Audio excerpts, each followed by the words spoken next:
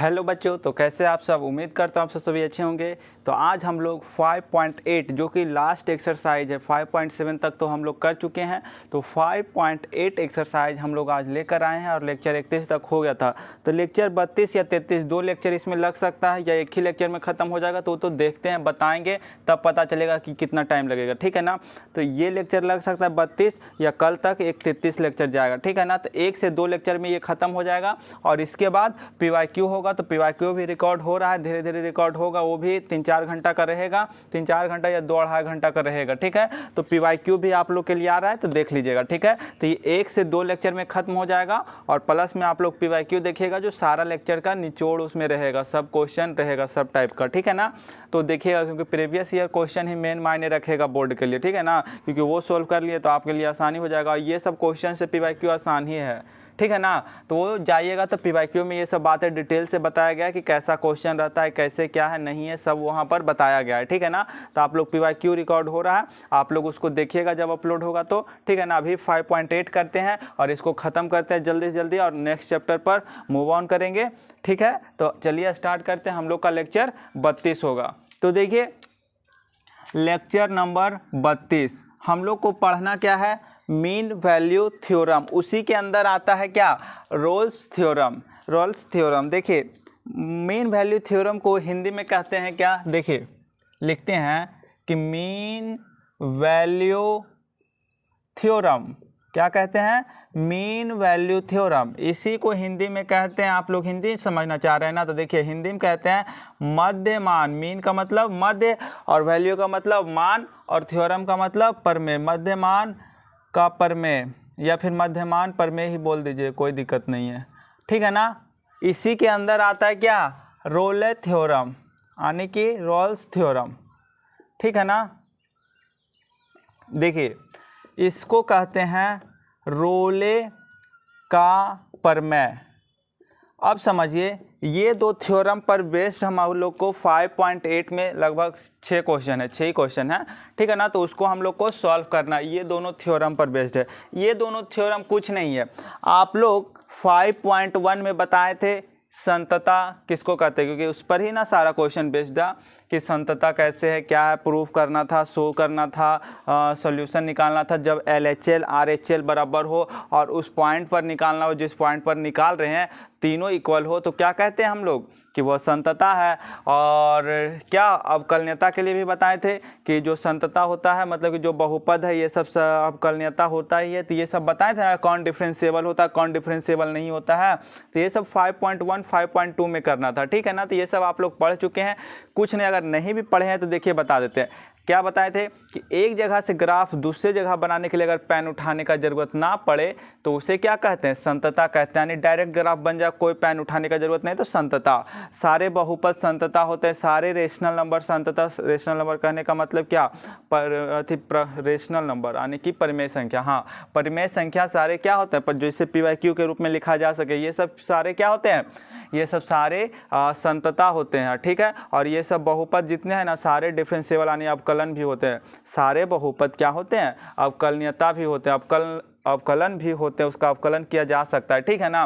तो हम लोग को सारा जो 5.8 में क्वेश्चन पूछा है वो सारा बहुपद पर ही बेस्ड है। तो बहुपद पर बेस्ड है तो बहुपद सारा क्या होता है, अवकलन होता ही है, संतता होता है। अगर बहुपद है तो वो संतता भी होगा और अवकलनीय भी होगा। और अगर कैसे होता है तो आप जाइए 5.1 5.2 में पढ़िए। और यहाँ पर सिर्फ आप ये समझ लीजिए कि सारे बहुपद क्या होते हैं, संतता होते हैं।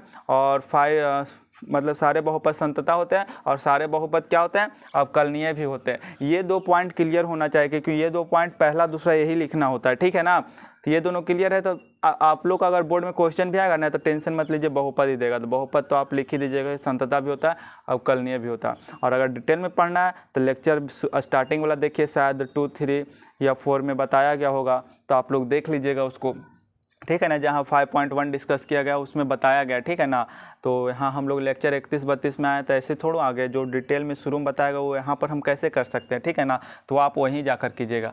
सिंपल यहाँ के लिए समझ लीजिए क्वेश्चन सॉल्व करने के लिए क्या कि जितना भी बहुपद होता है वो क्या होता है, संतता होता है, और सारे बहुपद क्या होते हैं, अवकलनीय भी होते हैं, ठीक है। और बहुपद पर ही क्वेश्चन हम लोग का। बहुपद किसको कहते हैं, आप लोग इतना देर बहुपद कर रहे हैं, शायद आप लोग बहुपद भी नहीं जान रहे होंगे।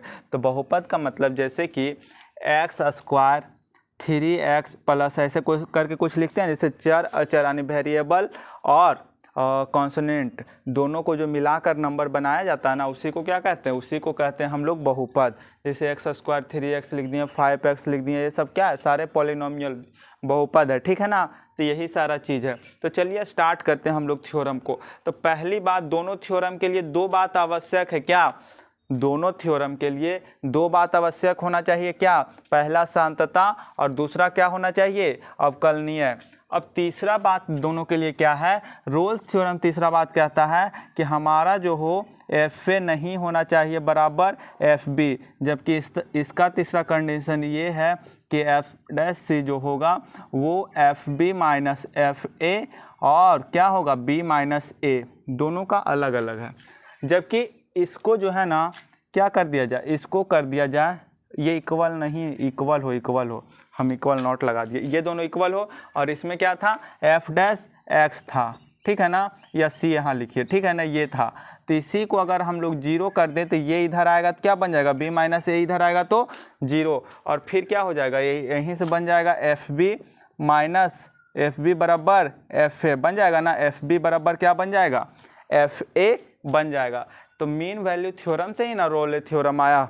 क्या, एक बात समझिए कि मीन वैल्यू थ्योरम से ही प्राप्त क्या हुआ, हमारा रोले थ्योरम प्राप्त हुआ। मीन वैल्यू थ्योरम जो एफ डैश सी था, इसी को अगर जीरो कर दें और इधर जीरो ला दें तो ये दोनों इक्वल हो जाएगा। यही तो रोले थ्योरम कहता है कि एफ ए बराबर एफ बी। तो इस समझ में आया ना, मीन वैल्यू थ्योरम जो है रोले थ्योरम से, मीन वैल्यू थ्योरम से ही रोले थ्योरम आया, ठीक है ना। इसमें ये दोनों इक्वल होता है और इसमें इस तरीके से होता है मध्यमान प्रमेय में, ठीक है ना। तो आगे लिखाएंगे, ये सिर्फ इंट्रोडक्शन है, अभी समझा रहे कि कैसे क्या होता है, एक एक चीज़ इसके बारे में लिखाएंगे। तो चलिए स्टार्ट करते हैं, पहले मीन वैल्यू थ्योरम से ही स्टार्ट करते हैं चीज़ों को। क्या, मीन वैल्यू थ्योरम से चीज़ों को स्टार्ट करते हैं। मीन वैल्यू थ्योरम बोल रहे हैं, इसका मतलब मध्यमान प्रमेय, हिंदी लिख दिए, देख सकते हैं, मध्यमान प्रमेय, रोले का प्रमेय। आप लोग को नोट करना है, नोट कर सकते हैं, ठीक है ना। ये दोनों हेडिंग नोट कर लीजिए, यही दोनों के बारे में पढ़ने, ये दोनों हेडिंग नोट कीजिए और फिर इसके बारे में डिटेल से, एक एक थ्योरम के बारे में डिटेल से चर्चा करते हैं, ठीक है ना, मिटाते हैं। अब देखिए, जैसे यहाँ लिखते हैं मध्यमान प्रमेय, इसको इंग्लिश में कहते हैं मीन वैल्यू थ्योरम, ठीक है ना। अब देखिए, मीन वैल्यू थ्योरम इसको कहते हैं, क्या कहते हैं, मीन वैल्यू थ्योरम। इसका जो है ना पहला कहता है, पहला क्या होना चाहिए कि अगर कोई बहुपद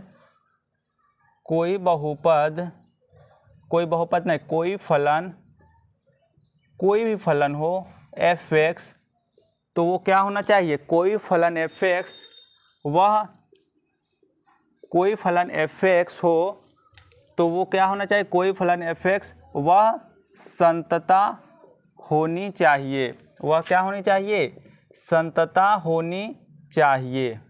पहला कंडीशन हम लोग के लिए अगर चाहिए कि मध्यमान प्रमेय होगा कि नहीं होगा, तो पहला कंडीशन हम लोग के क्या होना चाहिए। जैसे कि देखिए, हम लोग गांव से क्या करते हैं, गांव से अगर मार्केट ट्यूशन के लिए आते हैं तो माँ बाप के लिए कंडीशन रख देते हैं कि देखो हम फ़ी बार बार नहीं मांगेंगे, आपको फ़ी महीना पूरते ही आपको याद रखना होगा। आप फ़ी खुद, आजकल के बच्चे तेज़ ना होते हैं तो बोल देते हैं कि फ़ी देखिए आपको महीना पूरते ही हम बार बार मांगेंगे नहीं, एक बार बोल देंगे, या फिर आपको याद रखना है कि एक को महीना पूरता है तो आप एक को दे दीजिएगा। फिर अगर धूप होगा, बारिश होगा तो ये सब कारण से हम नहीं ट्यूशन जाएंगे, या फिर मेरा चप्पल टूट गया, अगर मेरा नया कपड़ा नहीं आया, तो ये सब कंडीशन रख देते हैं ना कि ये सब कारण अगर रहा तो हम ट्यूशन नहीं पढ़ने जाएंगे, क्योंकि आजकल के बच्चे का नखरे भी अलग अलग टाइप का होता है, ठीक है ना। तो उसी तरीके से यहाँ भी क्या है, अलग अलग कंडीशन है, ठीक है ना, अलग अलग कंडीशन है। क्या कि मध्यमान प्रमेय के लिए पहला कंडीशन क्या होना चाहिए कि कोई फलन f(x) है, कोई फलन क्या है, f(x) है, तो वह क्या होना चाहिए, संतता होना चाहिए। पहला कंडीशन है कि कोई फलन अगर f(x) है तो वो संतता होना चाहिए, तभी आगे बढ़ेंगे। पहला सीढ़ी जो है यही है, अगर पहला सेटिस्फाइड कर जाता है तो दूसरा क्या होना चाहिए, दूसरा होना चाहिए कि कोई फलन f(x), कोई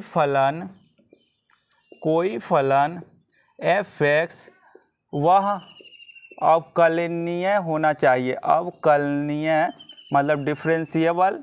5.1 में हम लोग क्या पढ़े, संतता। उसके बाद 5.2, 5.3, 5.4, 5.5, 5.6, 5.7 सारा एक्सरसाइज में हम लोग क्या किए, तो डिफरेंशिएबल अवकलनीय के ही बारे में तो बात किए। तो अवकलनीय में तो आप लोग को कोई कन्फ्यूजन नहीं ना होगा, तो अवकलनीय के बारे में पढ़े ही है। तो कोई फलन अगर f(x) हो तो वह अवकलनीय भी होनी चाहिए, अवकलनीय भी होनी चाहिए,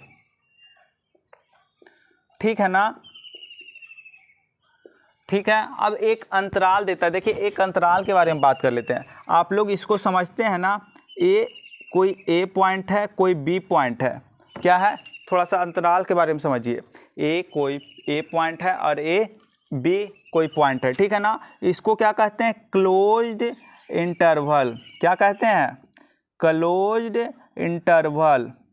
हिंदी में बोले तो इसको कहते हैं संवृत अंतराल। क्या कहते हैं, संवृत अंतराल, ठीक है ना। और देखिए एक और इंटरवल होता है जिसको इस तरीके से दर्शाते हैं, जैसे कि हम लोग बोलते हैं ना, इसको बड़ी कोष्ठक और छोटी कोष्ठक। ये बड़ी कोष्ठक के टाइप का होता है क्लोज इंटरवल, जिसको संवृत अंतराल कहते हैं, और एक छोटी कोष्ठ में आता है, ठीक है ना। इसको बोल सकते हैं बड़ी ब्रैकेट और ये छोटी ब्रैकेट, ठीक है ना। बोर्ड मास में आप लोग पढ़े होंगे, तो वही हो गया। इसको कहते हैं ओपन इंटरवल। इसका मतलब क्या है, समझाते हैं। पहले इंटरवल वही तो समझा रहे कि एक बार इंटरवल इसमें थोड़ा सा जानना जरूरी है। अगर आप लोग पहले जानते हैं तो ओके है, वरना समझिए यहाँ, ठीक है। ओपन इंटरवल का मतलब है विवृत अंतराल। क्या है, विवृत अंतराल।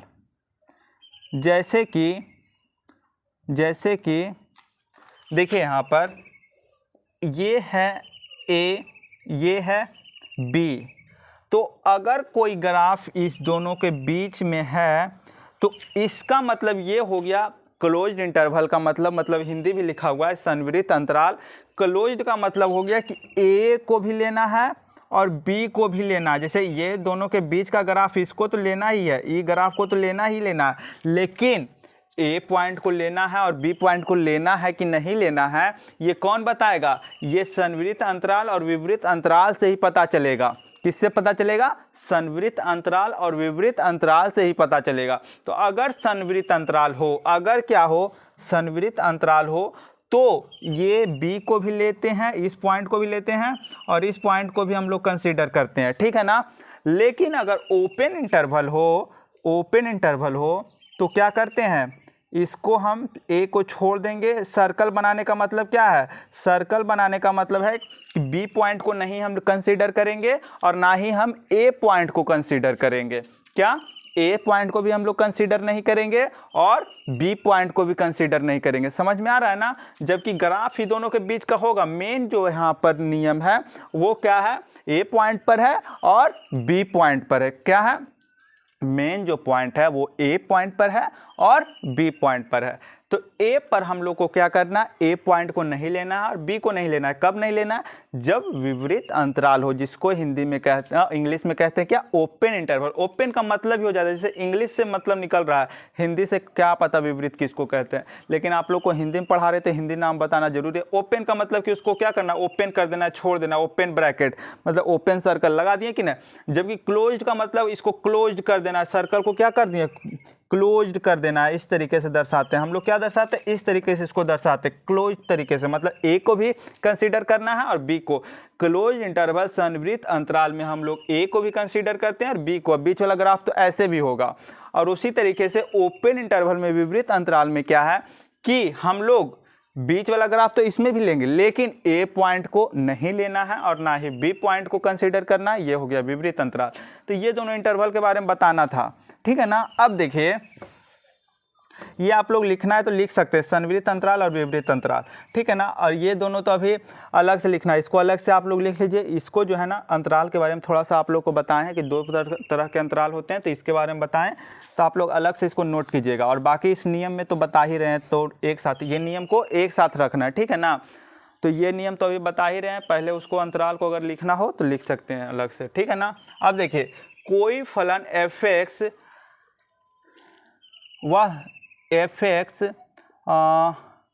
वह संतता होनी चाहिए या फिर, एक सेकेंड रुकिए, कोई फलन f(x) अंतराल a b में कोई फलन f(x), इसको रुकिए, इसको पूरा मिटाइए, थोड़ा सा लैंग्वेज चेंज करते हैं, ठीक है ना। जो बेस्ट रहेगा वो लिख देते हैं, क्योंकि अंतराल छोड़ दिए थे, अंतराल भी लिखना जरूरी है, ठीक है ना। अंतराल क्या करते हैं, यहाँ लिखते हैं ए बी अंतराल में कोई फलन f(x), कोई फलन f(x) वह क्या होनी चाहिए, वह संतता होनी चाहिए। ये हो गया पहला नियम। क्योंकि अंतराल छूट गया था, इसलिए इसको लिखना, क्योंकि वही चीज़ है, सिर्फ हम आगे में इतना सा लैंग्वेज जोड़े हैं। क्या जोड़े हैं, ए बी अंतराल में क्या जोड़े हैं, ए बी अंतराल में इतना सा लैंग्वेज जोड़े हैं, बाकी सेम वही चीज़ है। तो अगर आप लोग के लिए आगे जगह हो तो वहाँ लिख लीजिएगा, ठीक है ना, वरना फिर काट कर फिर से कॉपी में लिख लीजिए। तो ये कौन सा है, क्लोज्ड इंटरवल। क्लोज्ड इंटरवल में क्या होना चाहिए, कोई फलन संतता होनी चाहिए। दूसरा जो है ओपन इंटरवल लगाना। क्यों यहाँ ओपन लगाएं, यहाँ क्यों क्लोज लगाएं, यहाँ क्यों संवृत्त लिखें, यहाँ पर क्यों विपरीत लिखें, ये बताते हैं आप लोग को। पहले लिखिए, ए बी अंतराल में क्या हो, ए बी अंतराल में कोई फलन f(x)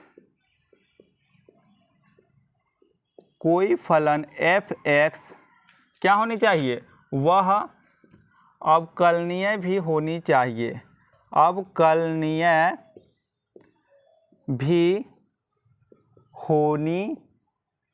चाहिए। ये हो गया हम लोग का दूसरा नियम। तीसरा कहता है कि कोई सी बिंदु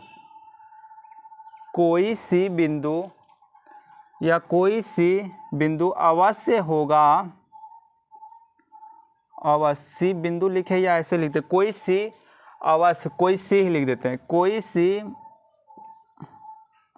अवश्य होगा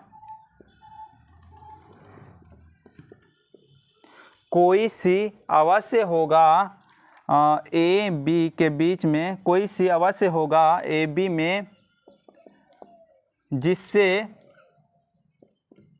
नहीं, कोई सी अवश्य होगा ए बी में, ठीक है ना। इस प्रकार की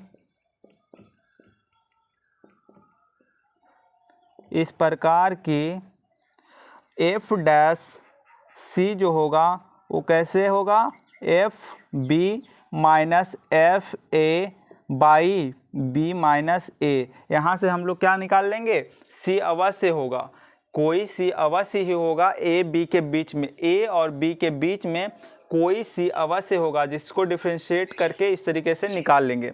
अब एक एक चीज़ इसमें समझाना है, ठीक है ना।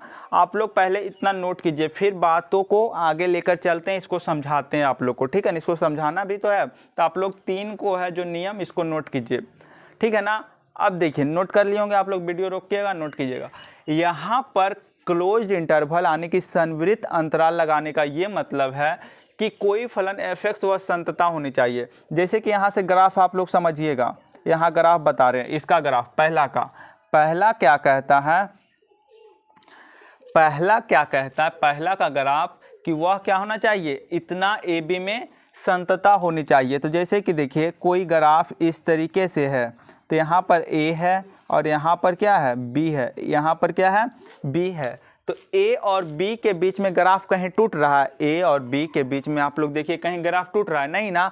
तो अगर ग्राफ नहीं टूट रहा है तो वो संतता है। ग्राफ अगर नहीं टूट रहा है, क्योंकि पेन उठाने का जरूरत है नहीं ना, तो वो क्या है, संतता है, संतता है। ये तो बात क्लियर है। तो ए और बी के बीच में अगर हम लोग ओपन इंटरवल, क्लोज्ड इंटरवल लगा दें, क्या लगा दें, क्लोज्ड, यानी कि संवृत अंतराल लगा दे, कोई दिक्कत नहीं। इसीलिए हम लोग यहाँ लगा दिए हैं क्लोज्ड इंटरवल। अगर ए और बी के बीच हम लोग क्या कर सकते हैं कि वो संतता है, संतता तो है ही, ये दोनों के बीच संतता है, तो हम लोग अगर संवृत अंतराल लगा रहे हैं तो कोई दिक्कत ही नहीं है। लेकिन अब बात पहुंचती है, पहला तो कोई दिक्कत नहीं ना, संवृत क्यों लगाए, क्योंकि ए और बी के बीच क्या रहता है, ग्राफ संतता ही रहता है। तो ए पॉइंट को कंसीडर कर ले, बी पॉइंट को कंसीडर कर ले, तो उससे क्या ही दिक्कत हो जाएगा। संवृत का तो यही ना मतलब होता है कि ए पॉइंट को भी कंसीडर करना है और बी पॉइंट को भी कंसीडर करना है। तो दोनों को अगर कंसीडर करना है तो कंसीडर कर लें, उससे क्या दिक्कत हो जाएगा, कोई ग्राफ में चेंजिंग नहीं आ जाएगा। लेकिन यहाँ पर चेंजिंग आ जाएगा। क्यों चेंजिंग आ जाएगा, क्योंकि यहाँ संवृत अंतराल के जगह विवृत अंतराल लिखना पड़ता है। देखिए कैसे लिखना पड़ता है। अगर हम लोग, ये ग्राफ है और ये ग्राफ है, ठीक है ना। अब देखिए यहाँ ध्यान दीजिएगा, आप लोग गौर कीजिए कि ए और बी में थी अवकलनीय का मतलब क्या होता है। पहले अवकलनीय का मतलब होता है स्पर्श रेखा। देखिए अगला जो चैप्टर है ना, हम लोग को एप्लीकेशन ऑफ डेरिवेटिव, शायद हेडिंग चैप्टर का नाम यही है, देखते हैं एक सेकंड। अगला जो चैप्टर है हम लोग का एप्लीकेशन ऑफ डेरिवेटिव्स, हाँ, यानी कि अवकलनीय का अनुप्रयोग, इस तरीके से हिंदी उसका नाम हो जाएगा। शायद हम सही बोल भी रहे होंगे या नहीं भी, ठीक है ना। डेरिवेटिव का हिंदी होता है अवकलनीय, तो वही शायद अवकलन का अनुप्रयोग, यही चैप्टर हिंदी में। लेकिन इंग्लिश नाम सुनिए कि अगला जो चैप्टर हम लोग का स्टार्ट होने वाला है एप्लीकेशन ऑफ डेरिवेटिव्स। तो इस चैप्टर में हम लोग पढ़ेंगे टेंजेंट के बारे में, यानी जिसको हिंदी में कहते हैं स्पर्श रेखा। क्या कहते हैं, स्पर्श रेखा। तो अवकलनीय का मतलब ही होता है क्या, टेंजेंट स्पर्श रेखा। अवकलनीय का क्या मतलब होता है, इसका मतलब होता है स्पर्श रेखा, यानी टेंजेंट। क्या कहते हैं, टेंजेंट, जो स्पर्श करके जाए, जो क्या जाए, स्पर्श। इसका मतलब ही होता है क्या, स्पर्श रेखा। अवकलनीय का मतलब क्या है, स्पर्श रेखा। जैसे कि समझिए एक ये मार्कर है, तो इसके जो यहाँ लिखने वाला जो ये पार्ट है मार्कर का, ये लिखने वाला पार्ट दिख रहा है ना आप लोग को, इससे ये क्या कर रहा है, मार्कर स्पर्श करके जा रहा है। देखिए ऊपर वाला जो मार्कर है वो क्या जा रहा है, स्पर्श करके जा रहा है। लेकिन यही दूरी चला जाए तो स्पर्श करके जाएगा। तो स्पर्श कहने का मतलब है कि ये जो मार्कर है इसको स्पर्श कर रहा है, स्पर्श कर रहा है। ये जो मार्कर है, ये वाला ब्लैक मार्कर, ये जो है, ये ब्लू वाले मार्कर, जो ये नीचे वाला मार्कर है, इसको क्या कर रहा है, स्पर्श करके जा रहा है। तो वही होता है स्पर्श करने का मतलब। तो अवकलनीय का क्या मतलब हुआ, अवकलनीय का मतलब हुआ स्पर्श करना। अवकलनीय का मतलब क्या हुआ, स्पर्श करना। तो देखिए ये यहाँ स्पर्श कर सकता है, किसी भी ये पॉइंट पर स्पर्श किया कि नहीं, एक पॉइंट पर स्पर्श इस तरीके से कर सकता है। अगर यहाँ पर स्पर्श कराना चाहे हम लोग तो इस तरीके से लाइन स्पर्श करेगा, यहाँ पर चाहेंगे तो इस तरीके से स्पर्श करेगा। कोई दूसरा तरीका हो सकता है स्पर्श करने का। इसको अगर हम लोग यहाँ इस पॉइंट पर स्पर्श कराना चाहें तो एक ही ना तरीका होगा स्पर्श कराने का। क्या हम लोग इसको बोलेंगे कि ये स्पर्श रेखा, ये तो प्रतिच्छेद करके जा रहा है, कट करके जा रहा है, लाइन को, ग्राफ को कट करके जा रहा है कि नहीं। तो ये स्पर्श रेखा नहीं कहलाएगा। क्यों नहीं कहलाएगा, क्योंकि ये स्पर्श रेखा थोड़ू है, ये तो कट करके जा रहा है ग्राफ को। अगर इसको हम लोग कहते हैं कि स्पर्श रेखा, तो क्या ये स्पर्श रेखा है, नहीं ना, ये कट करके जा रहा है। इसको स्पर्श रेखा हम लोग नहीं कहेंगे। स्पर्श का मतलब इसको छू कर जाए, ये छू कर जा रहा है, ये छू कर जा रहा है, ये छू कर जाएगा, कट करके नहीं जाना चाहिए, ठीक है ना। ये कट करके चला जाएगा तो ये स्पर्श रेखा कहलाएगा, नहीं ना। स्पर्श रेखा का मतलब छू कर चले जाना, ठीक है ना। तो इस तरीके से ये सब स्पर्श रेखा है। अब हमको ये बताइए आप लोग, जैसे कि ये स्पर्श रेखा का मतलब समझे। अब आप लोग ये बताइए, जैसे देखिए ग्राफ बना लेते हैं, पहले ग्राफ बना लिए, ठीक है। अब बताइए कि चलिए ठीक है, ए और बी के बीच में तो ग्राफ, ए और बी के बीच में अवकलनीय, यानी सब अवकलनीय का मतलब सभी जगह ग्राफ अथवा स्पर्श रेखा क्या कर सकते हैं, खींच सकते हैं, ड्रॉ कर सकते हैं। ए और, ध्यान से बात को सुनिएगा, ए और बी के बीच में जो है, ए यहाँ है और बी यहाँ है, ए और बी के बीच में हम लोग स्पर्श रेखा कहीं भी खींच सकते हैं कि नहीं, कोई दिक्कत नहीं। लेकिन ए पर अगर स्पर्श रेखा खींचे तो ये ऐसे भी खींच सकते हैं, ऐसे भी खींच सकते हैं, ऐसे भी, क्योंकि अंतिम पॉइंट है, अंतिम पॉइंट पर कैसे खींच सकते हैं, ऐसे ऐसे कैसे भी। और बी पर ऐसे ऐसे, ये सब स्पर्श रेखा, तो ये सही डिफाइन नहीं है। अगर ए पर स्पर्श रेखा खींचना चाहे तो बहुत तरीके से हो सकता है, बी भी बहुत तरीके, क्योंकि ये अंतिम बिंदु है, अंतिम बिंदु पर बहुत तरीके से स्पर्श रेखा खींच सकते हैं, ये सही तरीके से डिफाइन नहीं है। तो हम इसको क्या कह देंगे, क्या कह देंगे कि ए और बी को हम लोग को कंसीडर ही नहीं करेंगे, क्योंकि वहां पर क्या होता है, अवकलनीय ही नहीं होता, स्पर्श रेखा ही नहीं होता। स्पर्श रेखा का मतलब क्या होता है कि ये होता है, ये छू कर जाए, ये छू कर जाए। क्या अंतिम बी पर आपको लग रहा है कि छू कर जा रहा है? नहीं ना, अंतिम बी पर लग ही नहीं रहा है कि ये छू कर जा रहा है रेखा। ये ऐसे क्या मतलब हुआ, ये छू कर जा रहा है? नहीं ना। ये क्या आपको छू कर जा रहा है? नहीं ना, ये आपको छू कर नहीं जा रहा है, ठीक है ना। जैसे कि देखिए, ये छू कर जब जा ही नहीं रहा है, बीच छू कर जा ही नहीं रहा, ये छू कर जा रहा है, जो ये है और ये है, तो अंतिम पॉइंट को हम लोग को इसीलिए अवकलनीय में कंसीडर नहीं करते। जबकि यहाँ पर हम लोग कंसीडर कर लिए थे, क्योंकि संतता है। संतता क्या, ए से ग्राफ जाए, बी के ग्राफ में ग्राफ कहीं टूटे ही नहीं, उसी को तो संतता कहते हैं। संतता का मतलब है कि ए से ग्राफ जाए और बी के बीच में ग्राफ जाए तो ग्राफ टूटे ही नहीं, उसी को तो संतता कहते हैं, कोई दिक्कत ही नहीं है। तो संतता में तो क्लियर है। लेकिन अवकलनीय स्पर्श रेखा जो है ए पॉइंट और बी पॉइंट पर क्या होता है, नहीं बन पाता है। इसीलिए हम लोग क्या कहते हैं, स्पर्श रेखा जब ए और बी पर नहीं बन पाएगा तो इसीलिए हम लोग क्या करते हैं, विवृत अंतराल लेते हैं। मतलब ना ही ए को कंसीडर करना है और ना ही बी को कंसीडर करना है, ठीक है ना। इसीलिए हम लोग इसको क्या किए, ओपन इंटरवल, जिसको विवृत अंतराल कहते हैं, उस तरीके से दर्शाएं। अब दूसरा पॉइंट आप लोग को क्लियर होगा। अब तीसरा पॉइंट देखिए कि कोई सी अवश्य होगा ए और बी के बीच में। ये ए बी कहने का मतलब कि कोई बी पॉइंट, या तो यहां पर जैसे स्पर्श रेखा खींचे तो एक पॉइंट ये हो सकता है, या फिर ए ऐसे कहीं भी हो सकता है। जैसे कि अगला ग्राफ बनाकर समझाते हैं, अच्छा से समझिएगा, क्योंकि ये सब ग्राफ पर ही बेस्ड है, तो ग्राफ से ही समझ में आएगा, ठीक है ना। अब देखिए, ये हो गया। इस तरीके से हम लोग क्या बनाएं, एक ग्राफ बनाएं, ठीक है ना। एक ग्राफ बनाएं, क्या बनाएं, ग्राफ बनाएं। इसको थोड़ा सा और ऊपर ले जाते हैं, ठीक है ना। ये हो गया ए पर ग्राफ का वैल्यू क्या दे रहा है, एफ ए, ठीक है ना। और ये क्या है, ये जो है बी है, यहाँ पर ये क्या है, ये बी है, ये क्या है, ए है। तो बी पर वैल्यू क्या देगा, एफ बी, ठीक है ना। समझ में आ रहा है ना। ए पर वैल्यू एफ ए, ये पॉइंट क्या हो जाएगा, ये पॉइंट कहलाएगा, ये पॉइंट कहलाएगा ए एफ ए, ठीक है। ये एफ ए हो जाएगा और ये पॉइंट कहलाएगा, ये पॉइंट जो कहलाएगा वो बी एफ बी।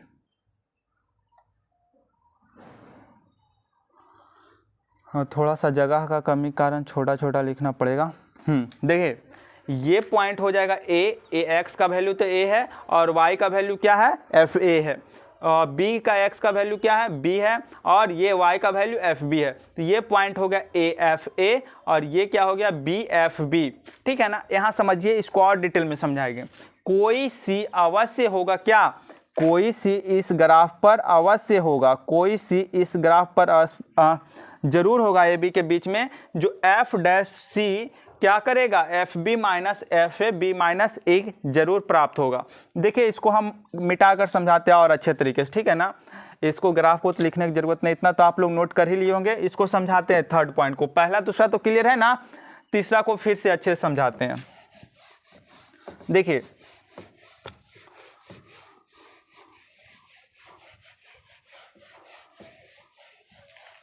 कहता क्या है, ध्यान से समझिएगा। कहता क्या है,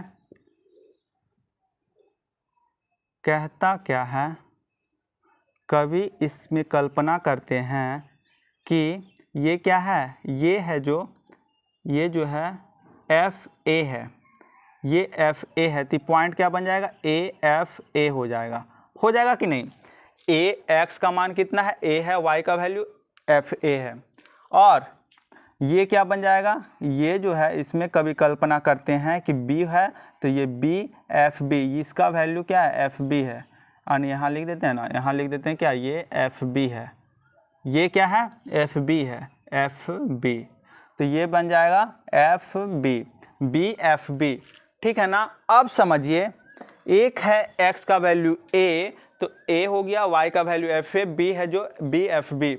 अब कोई सी अवश्य होगा, कोई सी एक ऐसा स्पर्श रेखा अवश्य होगा जो क्या करेगा, F dash C F B minus F A by B minus A जरूर होगा। ये ऐसा जरूर प्राप्त होगा, कोई सी अवश्य ही होगा जो इस तरीके से प्राप्त, इतना से सी अवश्य होगा, एक सी पॉइंट अवश्य होगा। कहाँ से होगा, तो ए और बी के बीच में से ऐसा पॉइंट हम लोग को अवश्य प्राप्त होगा। अब देखिए, आप लोग ढाल पढ़े होंगे जिसको इंग्लिश में कहते हैं स्लोप, ठीक है ना, या प्रवणता, या ढाल ही लिखते हैं, ढाल बोलते हैं। ढाल का एक फॉर्मूला होता है मैथ क्लास में, आप लोग मैथ क्लास का तो कर रहे हैं, कि y2 minus y1 by x2 minus x1। क्या आप लोग ढाल का ये फॉर्मूला पढ़े हैं? यस और नो कमेंट में लिखकर बताइएगा। y2 minus y1 by x2 minus x1, उसी तरीके से हम लोग का ये फॉर्मूला प्राप्त हुआ। देखिए ये फॉर्मूला कैसे प्राप्त हुआ इसके बारे में बात कर रहे हैं, फिर एक एक चीज़ बता रहे हैं। पहला दूसरा पॉइंट क्लियर करवा दिए थे, थर्ड पॉइंट के बारे में डिटेल से बात करें तो समझिएगा। पहला चीज़ ये बोले कि ढाल का फॉर्मूला ये आप लोग पढ़े होंगे, अगर नहीं भी पढ़े होंगे तो सिंपल सा ये फॉर्मूला होता है कि किसी भी ग्राफ में अगर ढाल निकालना हो तो ये है अगर x1 और y1 और ये है x2, ये है x2 और y2।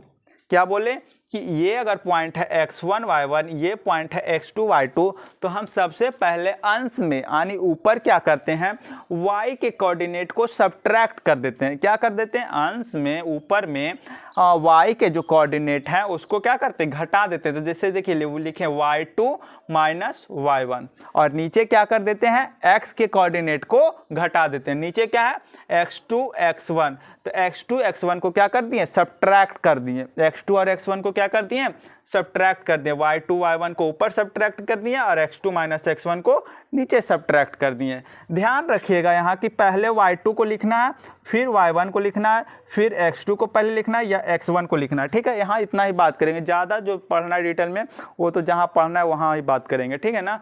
लेकिन ये हम लोग को इतना सा बात करना था ढाल के बारे में। अब समझिए कि यहाँ पर जो है अगर इसको मिला दे तो ये भी तो एक ढाल बन जाएगा, क्या नहीं बनेगा ढाल?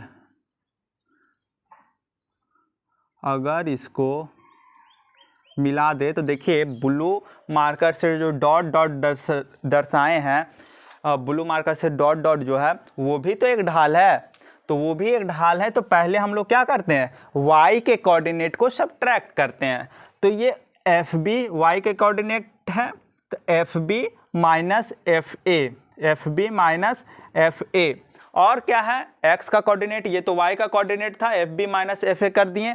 अब क्या है कि x के कोऑर्डिनेट को घटा देते हैं, तो x के कोऑर्डिनेट क्या है, b है और माइनस a है। पहले इससे घटाए थे F B minus F A, तो फिर b माइनस ए कर देंगे, F B minus F A B minus ए।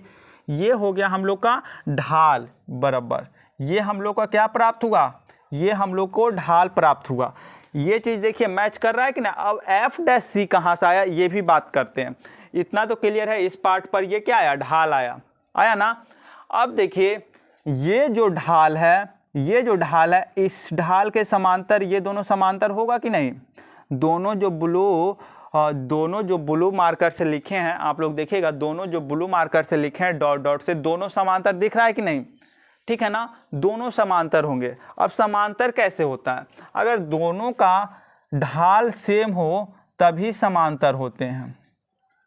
दोनों का क्या हो, ढाल अगर सेम हो, इसका जो ढाल है वही ढाल इसका भी है, तो क्या होगा, सेम होगा। तो ढाल दोनों का सेम ही होगा, ठीक है ना। दोनों का जो ढाल है वो सेम ही होगा, ठीक है ना। तो ढाल दोनों का सेम ही होगा। जो ढाल इसका है ये क्या हो जाएगा, कोई सी पॉइंट है और सी पॉइंट, ये सी, तो एफ सी ये हो जाएगा। सी यहाँ से लिख सकते हैं ना, ये हो गया एफ सी पॉइंट, ये एफ सी पॉइंट, तो सी एफ सी, ठीक है ना। तो इसका भी ढाल हम लोग का क्या बराबर होगा, इसके बराबर, तो लिख सकते हैं एफ डैश सी। अगर डिफ्रेंशिएट कर देते हैं तो वो भी क्या हो जाएगा, एक ढाल प्राप्त हो जाएगा।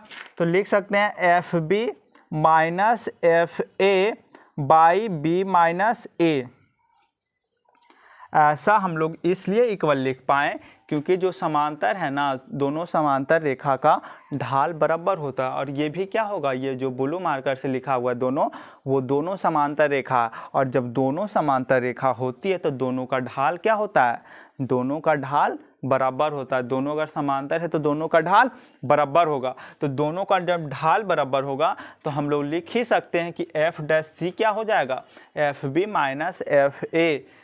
एफ डैश सी क्या है, एफ डैश सी जो है आपका यहाँ से आएगा, ठीक है ना। सी अगर रखते हैं तो कोई एफ सी फलन आएगा ना, तो एफ सी इस तरीके से F dash C F B minus F A. अगर दोनों का स्लोप पानी की ढाल बराबर है तो f dash C F B minus F a लिख सकते हैं, जो कि यहाँ से प्राप्त हुआ। अब सी कैसे प्राप्त होगा, तो सी वही तरीका है कि सी जो है आगे क्वेश्चन करेंगे ना, तो सी कैसे प्राप्त होगा समझ में आ जाएगा। बस ये समझिए कि सी जो पॉइंट होगा वो कहाँ से आएगा, ए और बी के बीच से आएगा। और आगे क्वेश्चन सॉल्व करेंगे तो अच्छे तरीके से। ये हमारा जो था मध्यमान प्रमेय।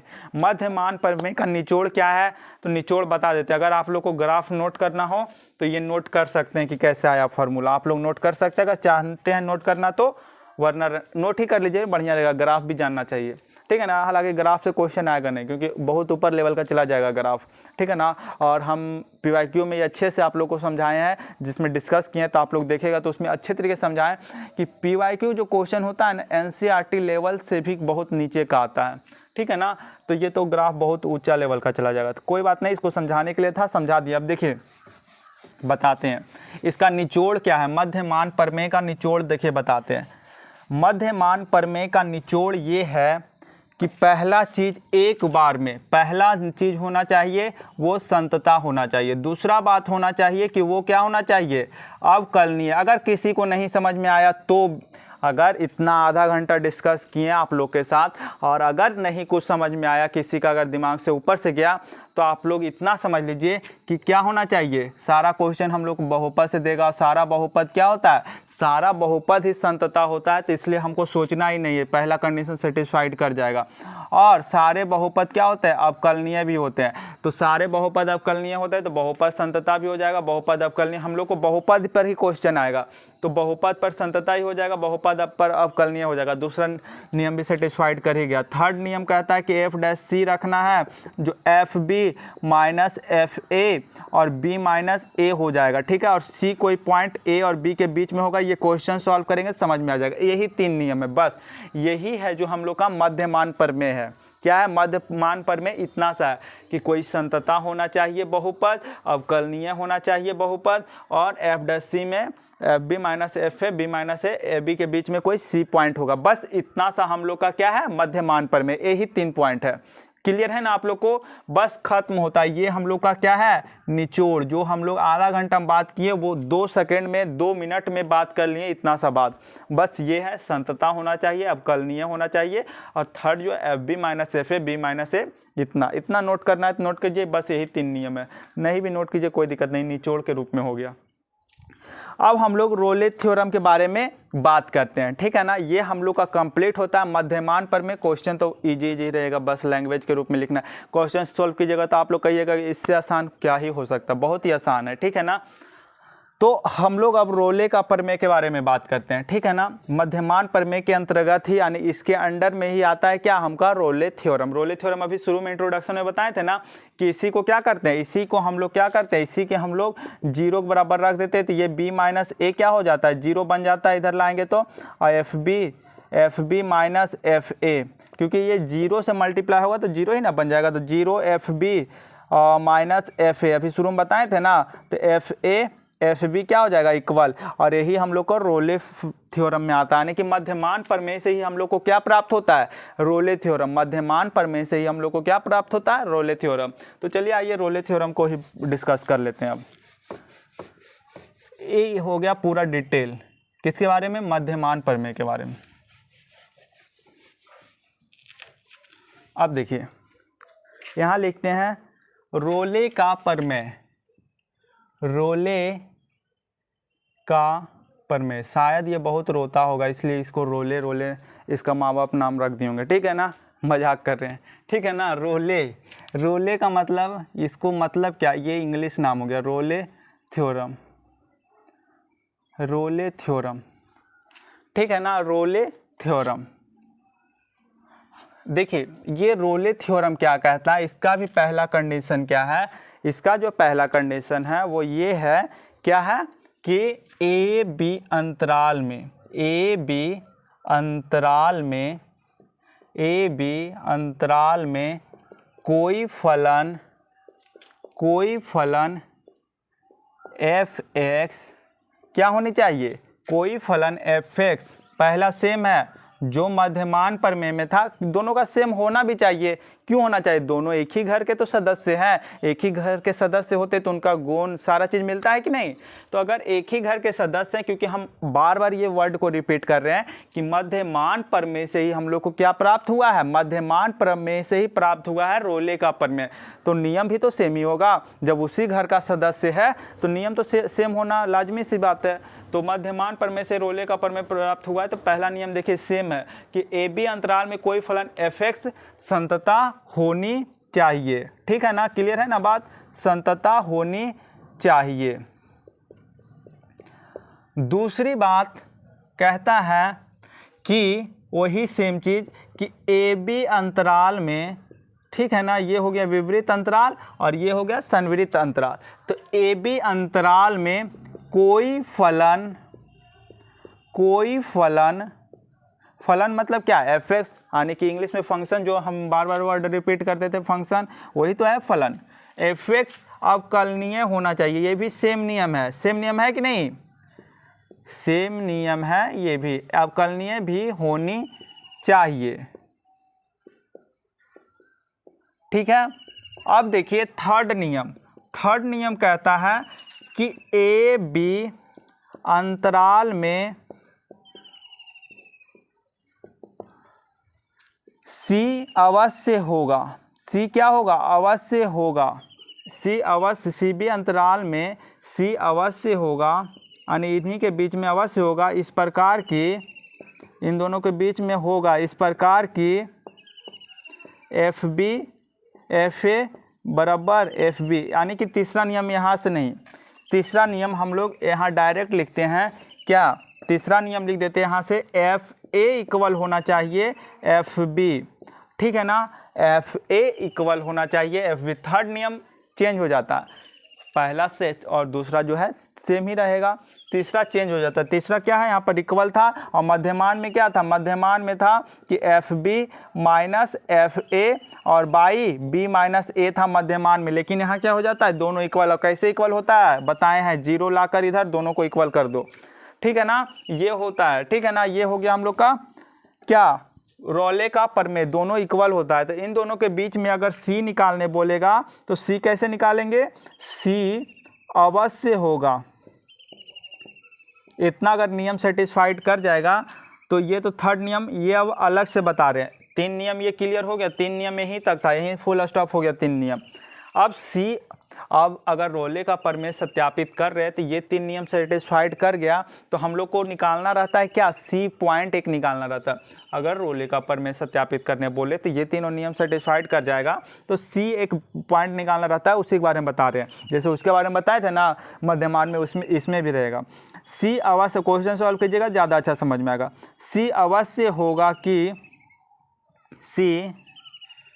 सी अवश्य होगा ए बी अंतराल में, सी अवश्य होगा ए बी अंतराल में, इस प्रकार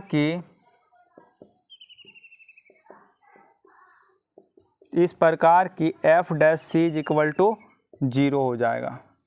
हम लोग को सी कैसे प्राप्त होगा, सी इस तरीके से प्राप्त होगा, जैसे देखिए समझाते हैं।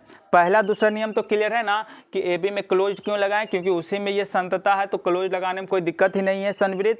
और अवकलनीय के लिए क्या होना चाहिए, ए और बी को पॉइंट कंसीडर नहीं करना चाहिए।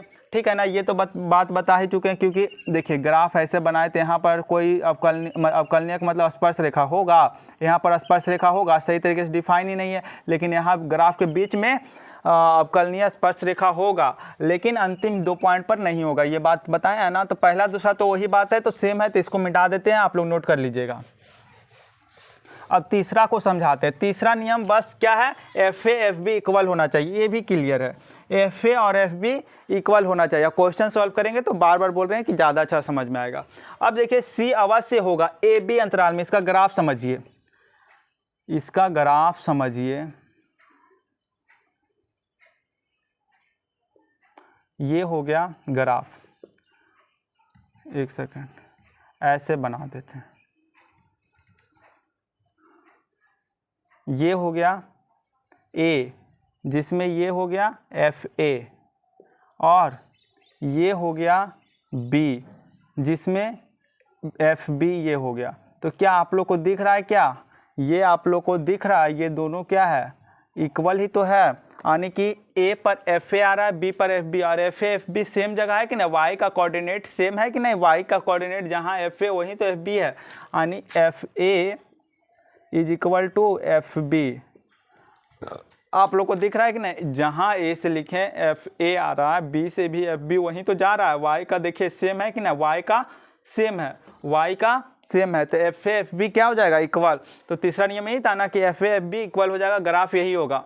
अब कोई सी अवश्य होगा जिसमें अंतराल में इस प्रकार की ए बी के बीच के, ए बी अंतराल के बीच में सी एक अवश्य होगा, जहाँ क्या होगा, और यहाँ ए बी क्यों लगा रहे हैं, ए बी में ये ओपन, क्योंकि देखिए यहाँ पर पॉइंट और यहाँ पर पॉइंट हमको नहीं लेना है, क्योंकि अवकलनीय यहाँ पर हम लोग को डिफाइन ही नहीं है, यहाँ पर ए पॉइंट पर अवकलनीय स्पर्श रेखा डिफाइन था नहीं ना, तो यहाँ पर हम लोग को लेना ही नहीं है, इसीलिए हम लोग यहाँ पर भी क्या कर रहे हैं, यहाँ पर भी हम लोग ओपन इंटरवल यानी कि विपरीत अंतराल लगा रहे हैं, ठीक है ना, विपरीत अंतराल लगा रहे हैं, ठीक है ना, यहाँ पर भी हम लोग विपरीत अंतराल लगा रहे हैं, इसलिए क्योंकि अवकलनीय डिफाइन नहीं है।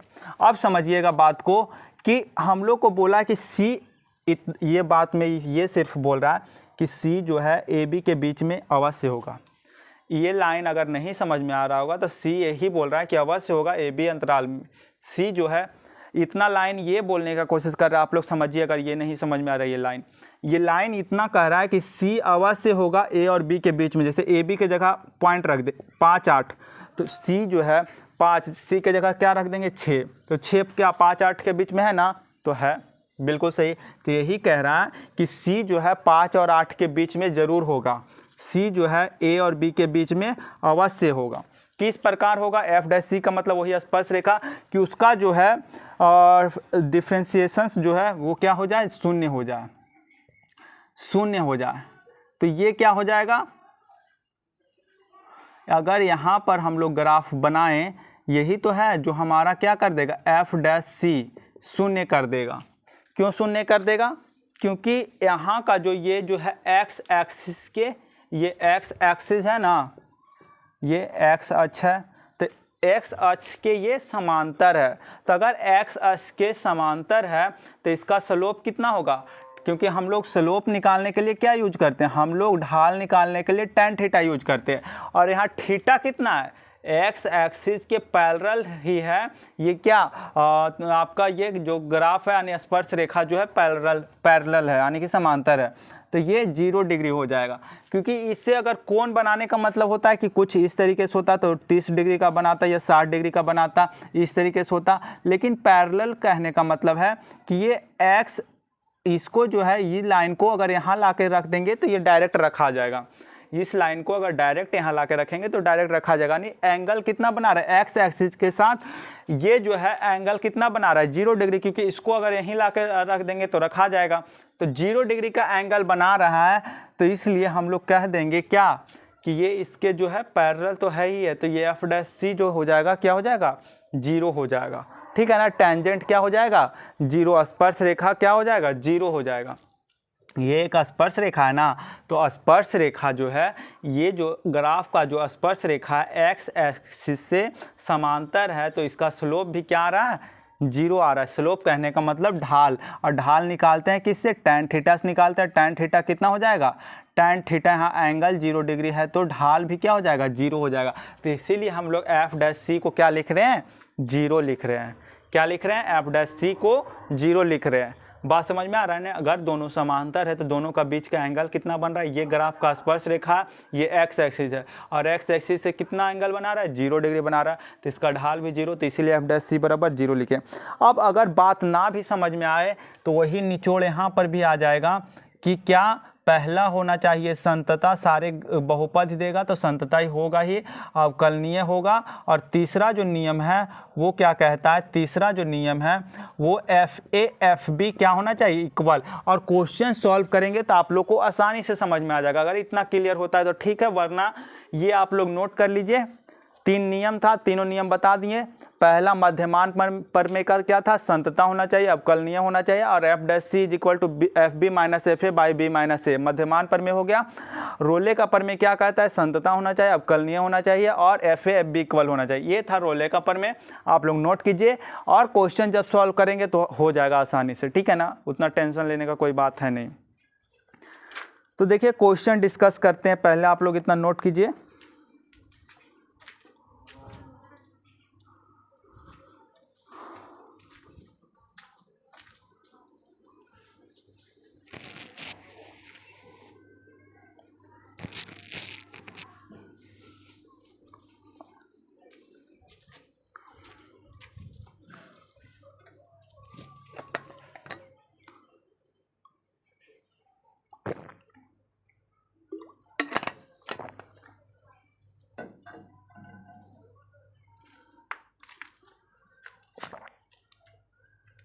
मिटाते हैं इसको।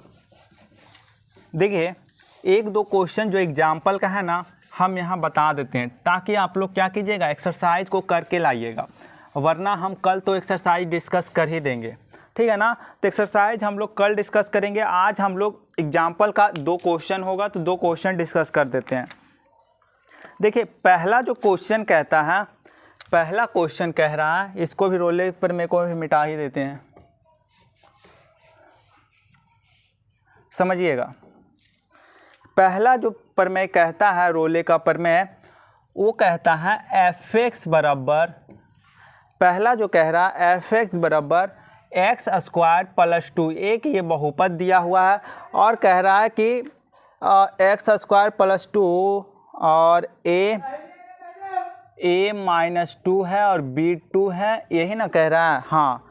और आप लोग को सत्यापित करने कह रहा है, क्या यानी वेरीफाई करने कह रहा है रोले का प्रमेय, सत्यापित करने के लिए कह रहा है रोले का प्रमेय। रोले के प्रमेय को हम लोग को क्या कह रहा है कि सत्यापित कीजिए। रोले के प्रमेय को हम लोग को क्या करना है, सत्यापित करना है। जहां एक बहुपद दिया हुआ है और a माइनस 2 है, b2 है, ये एग्जाम्पल का क्वेश्चन है, डिस्कस कर देते हैं। एक एग्जाम्पल का क्वेश्चन और है, उसको भी डिस्कस कर देंगे। फिर होमवर्क में आप लोग को क्या रहेगा कि 5.8 को आप लोग को क्लियर करके आना है, कंप्लीट करके आना है, और अगले लेक्चर 33 में हम लोग इसको डिस्कस कर देंगे। तो आइए बात करते हैं इस क्वेश्चन पर। इस क्वेश्चन पर क्या कहता है कि हम लोग को सत्यापित करना है रोले का प्रमेय। तो रोले के प्रमेय में पहला नियम क्या था, पहला नियम था अंतराल ए बी, तो यहाँ अंतराल ए बी में क्या है, -2 और 2, -2 और 2, और हम लोग क्या लिए थे नियम, पहला नियम देखिए क्लोज्ड इंटरवल लिए थे ना, तो यहाँ हो जाएगा क्लोज्ड इंटरवल यानी संवृत अंतराल में -2 और 2 अंतराल में एफ एक्स बहुपद है, बहुपद है, एफ एक्स क्या है, बहुपद है, तो वह संतता, तो वह संतता अवश्य होगा, तो वह संतता होगा, तो वह संतता तो होगा ही, संतता होगा, ठीक है ना। उसी तरीके से ये पहला नियम हो गया। दूसरा नियम क्या कहता है, दूसरा नियम था कि -2 और 2 अंतराल में क्या होना चाहिए, अवकलनीय है।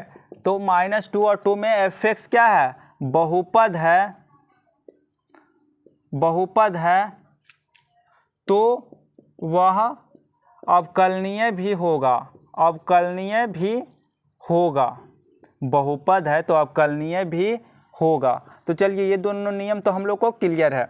अब हम लोग को एफ ए और एफ बी इक्वल करना है। तो हम लोग को अगर एफ ए एफ बी, तो एफ ए के जगह क्या दिया हुआ है -2, यही ना करना था कि f a is equal to F b करना था। तो हम लोग को एफ ए कितना दिया हुआ है, एफ ए दिया हुआ है -2, तो -2 दिया हुआ है तो -2 बहुपद में रख देंगे। पहले नंबर हम लोग को एफ एक्स बराबर दिया हुआ है x² + 2, ये हम लोग को पहला नियम था, ये दूसरा था, तीसरा नियम आगे कर रहे हैं। क्या कर रहे हैं, आगे तीसरा कर रहे हैं, ये है।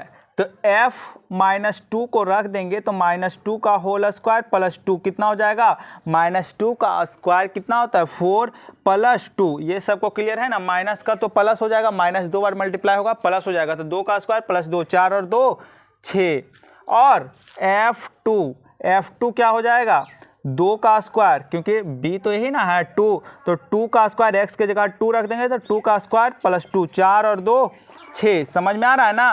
पहला जो है a रखें कितना -2 है, a -2 है तो f(x) की जगह -2 का स्क्वायर 2 रख दिए। अगले बार क्या है, b जो है 2 है तो b 2 है तो 2 का स्क्वायर x के जगह 2 रख दिए तो 2 का स्क्वायर 2, 4 2 6। तो इससे हम लोग को पता क्या चल रहा है, देखिए जितना वैल्यू -2 का आया उतना ही वैल्यू f2 का आया।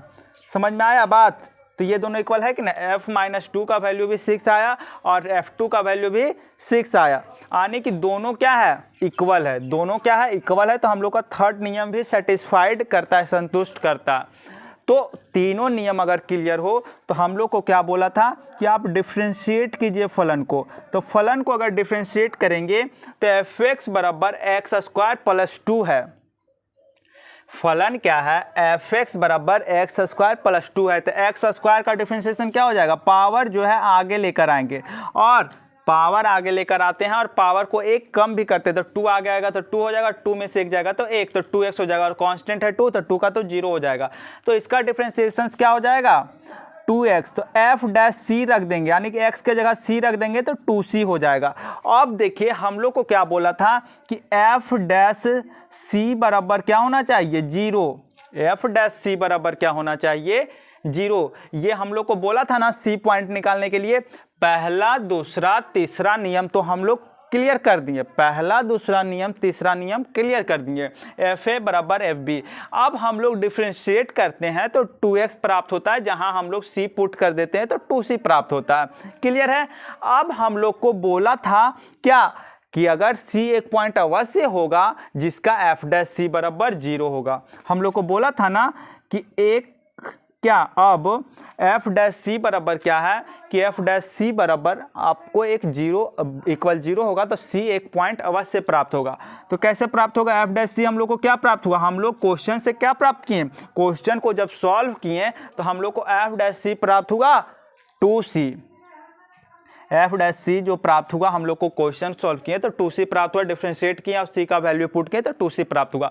और लेकिन हम लोग को बोला था कि c अवश्य होगा a और b के बीच में जहां f' बराबर क्या हो जाएगा 0। तो ये तो 0 पुट करेंगे, 2 इधर जाएगा तो 0, यानी c बराबर 0। और हम लोग को किसके बीच में बोला था c आएगा, a और b के बीच में। तो आप लोग देखिए क्या -2 और 2 के बीच में ये c है, c बराबर 0 जो आया -2 और 2 के बीच में है, तो बिल्कुल है -2 और 2 के बीच में है ना, -2 यहाँ आता है, इसके बीच में 2 तो 0 इसी का ना बीच में आएगा, तो 0 इसके बीच में आता है। तो हम लोग को काम बन गया, यानी कि हम लोग का c का वैल्यू कितना आया 0 आया। हम लोग को रोले का नियम को सत्यापित करने के लिए कह रहा था, तो सत्यापित तो हो गया, और प्लस में सत्यापित के साथ ये कहता है खुद ही वो कि सत्यापित करने का मतलब यहाँ पर बोल दिया कि c का वैल्यू आप निकालिए, ठीक है ना।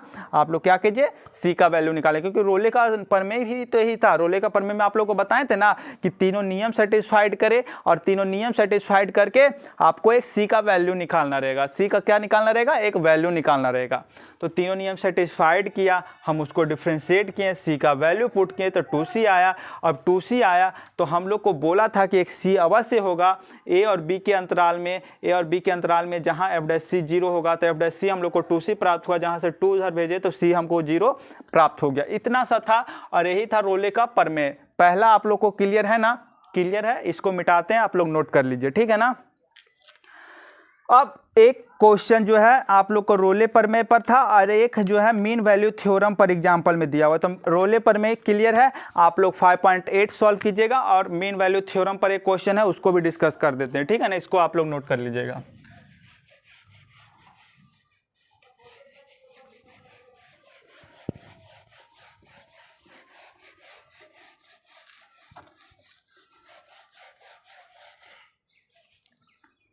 देखिए अगला जो है क्वेश्चन कह रहा है मीन वैल्यू थ्योरम को वेरीफाई करना, यानी कि यहाँ पर से भी हम लोग को क्या करना होगा, यहाँ से भी हमको वही करना होगा।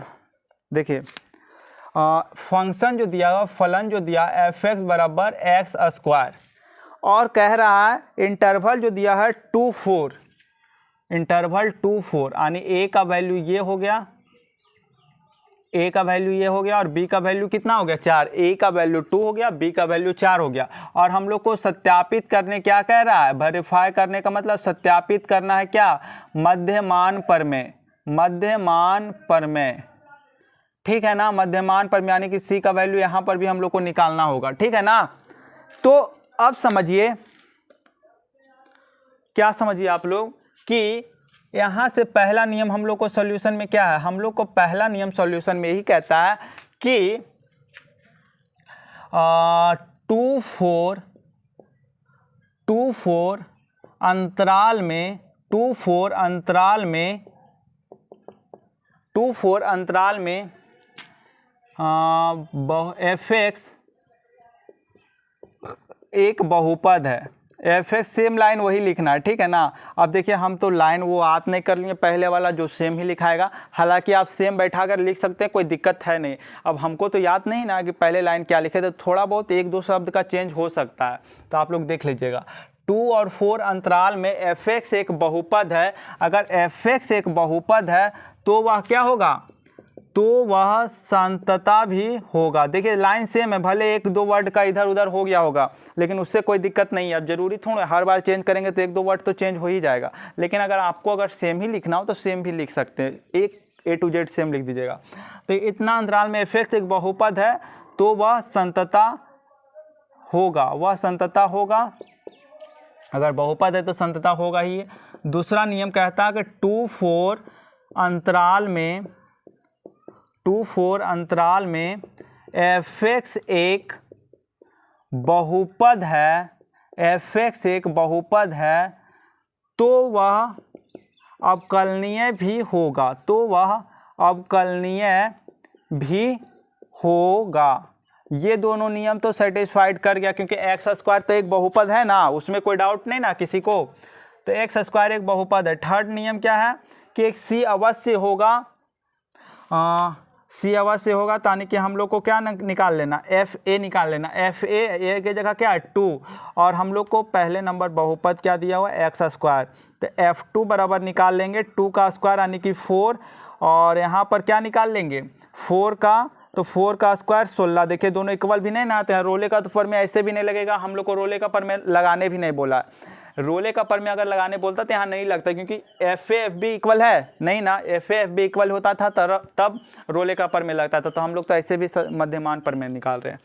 तो यहाँ से देखिए ये हो गया FA FB, तो हम लोग को इसको डिफ्रेंशिएट करते हैं, एक जो है इसको क्या करते हैं डिफ्रेंशिएट करते हैं, तो 2 आगे आएगा तो 2x हो जाएगा, यानी f' क्या आ गया 2c आ गया। अब यहाँ से देखिए कि f' FB minus FA by B minus A होता था, तो f' के जगह कितना आया वैल्यू, f' के जगह इसको डिफ्रेंशिएट किया तो 2x आया, नहीं कि 2c आया।